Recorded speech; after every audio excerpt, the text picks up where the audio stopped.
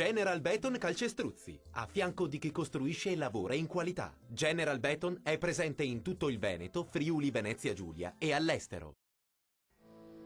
Ben ritrovati al meteo. Prime avvisaglie di un nuovo cambiamento del tempo sulle nostre regioni, ma vediamo il dettaglio. Sul Veneto molte nubi e cielo spesso coperto con rovesci e temporali sin dal mattino e per tutto l'arco della giornata.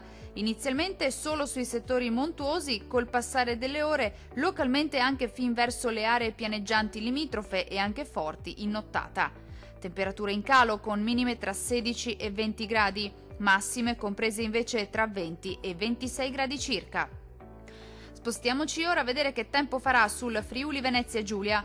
Poche novità, anche sulla nostra regione il tempo sarà instabile. Qualche acquazzone al mattino solamente sui rilievi, ma col passare delle ore peggiorerà un po' ovunque con rovesci anche forti, specie durante la notte. Temperature in diminuzione con minime tra 18 e 21 gradi, massime comprese invece tra 23 e 27 gradi circa. Infine la situazione meteorologica del Trentino Alto Adige. Non cambia di molto la previsione con tempo instabile su tutti i settori. Sin dal mattino precipitazioni diffuse e localmente anche di moderata intensità, con rischio di fenomeni anche violenti. Temperature in calo con minime tra 16 e 17 gradi, valori massimi oscillanti invece tra 22 e 23 gradi circa. Dal meteo di Antena 3 è tutto, arrivederci al prossimo aggiornamento.